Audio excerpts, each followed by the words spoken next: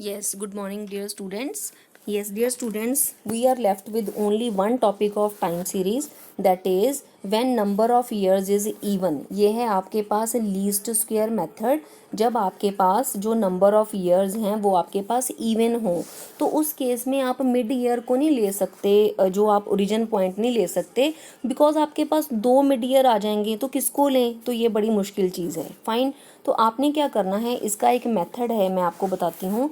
जैसे कि आपके पास ये दिया हुआ है, दिस वन ईयर दिए हुए हैं, यहाँ पे वैल्यूज़ दी हुई हैं. अब आप देखेंगे कि टोटल 8 ईयर्स हैं, तो 8 ईयर्स में मिड पॉइंट निकालना तो बहुत मुश्किल है. आपके पास 2 साल हैं मिडल में, तो किस साल को आप ओरिजिनल पॉइंट लोगे, तो ये आपके लिए मुश्किल चीज़ है. आपने अब कैसे करना है, आप क्या करोगे, जैसे यहाँ पे 84 जो है ये भी मिड में आ रहा है, और जो 85 है ये भी मिड में आ रहा है. तो 84 फोर्थ नंबर पे है, 85 फिफ्थ नंबर पे है. तो आप क्या करोगे, 4 + 5 डिवाइडेड बाई 2.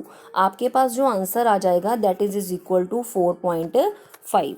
ओके. अब आप क्या करोगे, 4.5 जो वैल्यू आपकी आई है, जैसे 1981 को आप 1 लिख लो.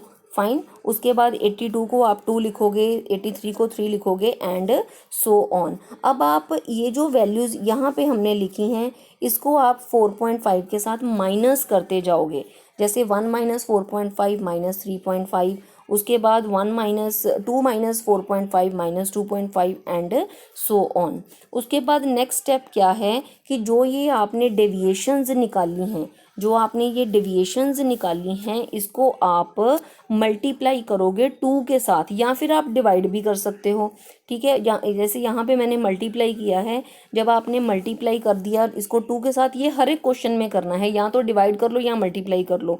ठीक है. मैंने यहाँ पे जैसे मल्टीप्लाई किया है, तो ये सिर्फ कैलकुलेशन को आसान करने के लिए किया है. आपका आंसर पॉइंट्स की बजाय सिंपल आ जाएगा मल्टीप्लाई करने से. तो अगर आपने 2 के साथ मल्टीप्लाई किया, अब ये जो कॉलम है आपके पास आया, इसको आप एक्स कॉलम मानोगे. क्लियर. उसके बाद आप एक्स वाई निकालोगे. एक्स और वाई इस तरह से आपने फाइंड आउट करने हैं मल्टीप्लाई करके, देन आप एक्स स्क्वायर निकालोगे. बिकॉज आपके पास ये फार्मूला सेम है ए और बी को निकालने का. देन आपको पता है कि ए का फार्मूला क्या है, summation Y upon N. Then B का फार्मूला क्या है, summation X Y upon summation X square. तो ए और बी निकलने के बाद आपने ये जो है वैल्यूज़ को, इस आपने ये जो ऊपर वाली इक्वेशन है इसमें आपने फिल कर देना है. Clear. You will get some equation. उसके बाद ट्रेंड वैल्यूज़ हम कैसे निकालेंगे कि 81 को आपने पहला साल मानना है अब.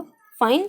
तो अब आप देखो क्या करोगे, यहाँ पे आपने बारी बारी ये जो वैल्यूज़ आपने लिखी थी एक्स की, जैसे कि ये सारी वैल्यूज़ आपके पास एक्स की लिखी हुई हैं, डेविएशंस वाली जो वैल्यूज़ हैं ये फिल करते जाना है बारी बारी यहाँ पे इस इक्वेशन में.